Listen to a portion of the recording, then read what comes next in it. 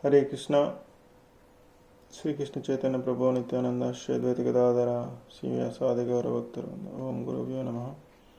Hare Krishna. Today we will be discussing the text 3 translation of Srimad Bhagavad-Gita chapter 9. Text 3.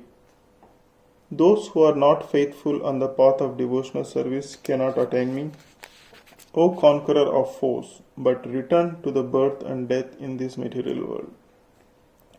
The faithless cannot accomplish this process of devotional service. That is the purport of this verse. Faith is created by association with devotees. Unfortunate people, even after hearing all the evidence of Vedic literature from great personalities, still have no faith in God. They are hesitant and cannot stay fixed in the devotional service of the Lord. Thus, faith is a most important factor for progress in Krishna consciousness.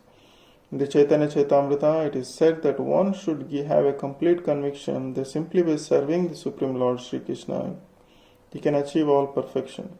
That is called real faith. In the Srimad Bhagavatam, it is stated that by giving water to the root of a tree, its branches, twigs and leaves become satisfied, and by supplying a food to the stomach, all the senses of the body become satisfied, and similarly, by engaging in a transcendental service of the Lord, all the demigods and all the living entities automatically become satisfied. After reading Bhagavad-Gita, one should promptly come to the conclusion of Bhagavad-Gita. One should give up all other engagements and adapt the service of the Supreme Lord, Krishna, the Supreme Personality of Godhead. If one is convinced of this philosophy of life, that is a faith. Now the development of that faith is a process of Krishna Consciousness. There are 3 divisions of Krishna Consciousness. In the third class are those who have no faith.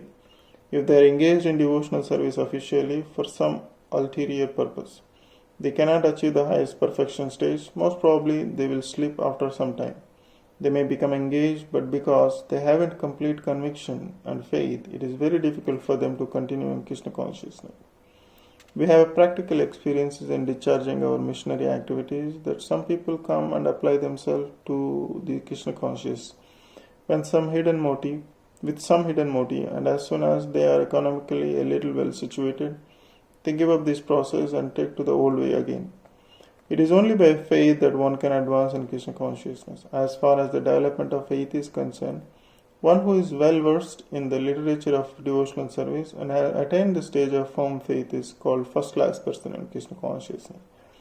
And is in the second class are those who are not very advanced in understanding the devotional scriptures, but who automatically have a firm faith that Krishna Bhakti or service to the Krishna is the best course and so in good faith have taken it up. Thus they are superior to the third class, who have neither perfect knowledge of the scriptures nor good faith, but by association and simplicity are trying to follow. The third class person is Krishna consciousness may fall down, but when one is in the second class or the first class, he does not fall down. One in the first class will surely make progress and achieve the results at the end. As far as the third class person in the Krishna consciousness is concerned, although he has faith and conviction that the devotional service to the Lord is very good, he has no knowledge of Krishna through the scriptures like Srimad Bhagavatam and Bhagavad-Gita. Sometimes these third class persons in Krishna consciousness have some tendency toward Karma Yoga and Jnana Yoga, and sometimes they are disturbed, but as soon as the infection of Karma Yoga, Jnana Yoga is vanquished, they become second class or first class persons in Krishna consciousness. Faith in Krishna is also divided into 3 stages and described in Srimad Bhagavatam. First class attachment, second class attachment, and third class attachment are also explained in Srimad Bhagavatam. In the 11th canto, those who have no faith even after hearing about Krishna and the excellence of devotional service, who think that it is simply eulogy, find the path very difficult. Even if they are supposedly engaged in devotional service, for them there is a very little hope in gaining perfection. Thus faith is very important in discharging of the devotional service. Text 4 translation. By me, in my unmanifested form, this entire universe is pervaded. All beings are in me, but I am not in them. The Supreme Personality of Godhead is not perceivable through the gross material sense. It is said that the Lord Sri Krishna, name, fame, pastimes, etc. cannot be understood by material senses. Only to one who is engaged in a pure devotional service under proper guidance is he revealed. In the Brahma Samhita it is stated, Premanjanachurita. One can see the Supreme Personality of Godhead, Govinda, always within him and outside himself, if he has developed the transcendental loving attitude towards him. Thus, for people in general, he is not visible. Here it is said that although he is all pervading, everywhere present, he is yet not conceivable by the material senses. But actually, although we cannot see him, everything is resting in him. As we have discussed in the 7th chapter, the entire material cosmic manifestation is only a combination of his two different energies, the superior spiritual energy and inferior material energy. Just as the sunshine is spread all over the universe, the energy of the Lord is spread all over the creation, and everything is resting is that energy. Yet one should not conclude that because he is spread all over, he has lost his potential personal existence. To refute such an argument, the Lord says, I am everywhere and everything is in me. But still I am aloof. For example, a king heads a government which is but the manifestation of the king's energy. The different governmental departments are nothing but the energies of the king, and each department is resting on the king's power. But still one cannot expect the king to be present in every department personally.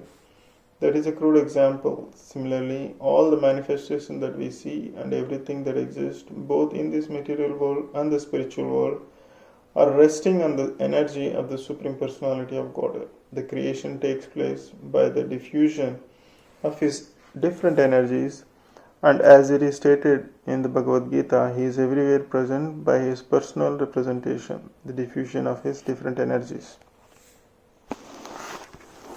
Text 5 translation. And yet everything that is created does not rest in me. Behold my mystic opulence. Although I am the maintainer of all living entities, and although I am everywhere, still myself is the very source of creation. The Lord says that everything is resting on him.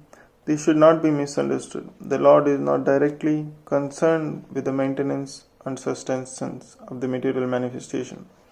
Sometimes we see a picture of Atlas holding the globe on his shoulders. He seems to be very tired holding this great earthly planet. Such an image should not be entertained in connection with Krishna upholding this created universe. He says that although everything is resting on him, still he is aloof. The planetary system are floating in space, and this space is the energy of the Supreme Lord. But he is different from space. He is differently situated. Therefore the Lord says, although they are situated on my inconceivable energy, still as the Supreme Personality of Godhead, I am aloof from them. This is the inconceivable opulence of the Lord. In the Vedic dictionary it is said, the Supreme Lord is performing inconceivably wonderful pastimes, displaying his energy, his person is full of different potent energies, and his determination is itself actual fact. In this way, the personality of Godhead is to be understood. We may think to do something, but there are so many impediments, and sometimes it is not possible to do as we like. But when Krishna wants to do something, simply by his willing, everything is performed so perfectly that one cannot imagine how it is being done. The Lord explains this fact. Although he is the maintainer and sustainer of all material manifestation, it does not touch this material manifestation. Simply by his supreme will, everything is created, everything is sustained, everything is maintained, and everything is annihilated. There is no difference between his mind and himself, as there is a difference between ourselves and our present material mind. Because he is absolute spirit, simultaneously the Lord is present in everything, yet the common man cannot understand how he is also present personally. He is different from this material manifestation, yet everything is resting on him. This is explained here as a Yogam Aishwaram, the mystic power of the Supreme Personality of Godhead. Text 6 translation. As a mighty wind blowing everywhere always rests in eternal space, know that in the same manner all beings rest in me. For the ordinary person it is almost inconceivable how the huge material creation is resting in him. But the Lord is giving an example which may help us to understand. Space is the biggest manifestation we can conceive. The cosmic manifestation rests in the space. Space permits the movement of even the atoms and on up to the greatest planet, the sun and the moon. Although the sky or wind or air is great, still it is situated within the space. Space is not beyond the sky. Similarly, all the wonderful cosmic manifestations are existing by the supreme will of God, and all of them are subordinate to that supreme will. As we generally say, not a blade of grass moves without the will of the Supreme Personality of Godhead. Thus everything is moving under His will. By His will everything is being created, everything is being maintained, and everything is being annihilated. Still He is aloof from everything, as space is always aloof from the activities of the atmosphere. In the Upanishad it is stated, it is out of the fear of the Supreme Lord that the wind is blowing. In the Garag Upanishad also it is stated, by the supreme order, under the superintendence of the Supreme Personality of Godhead, the moon and the sun and the greater planets are moving. In the Brahma Samhita this is also stated. There is also a description of the movement of the sun, and it is said that the sun is considered to be the one of the eyes of the Supreme Lord, and that is has immense potency to diffuse heat and light. Still it is moving in its prescribed orbit by the order of the supreme will of Govinda. So, from the Vedic literature we can find evidence that this material manifestation, which appears to us to be wonderful and great, is under the complete control of the Supreme Personality of Godhead, Sri Krishna. This will be further explained in the later verses of this chapter. Text 7 translation.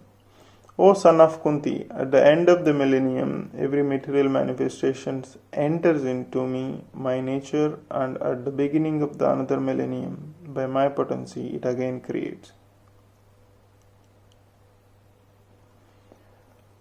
The creation, maintenance, and annihilation of this material cosmic manifestation is completely dependent on the supreme will of the Personality of Godhead. At the end of the millennium means at the death of Brahma lives for 100 years, and his one day is calculated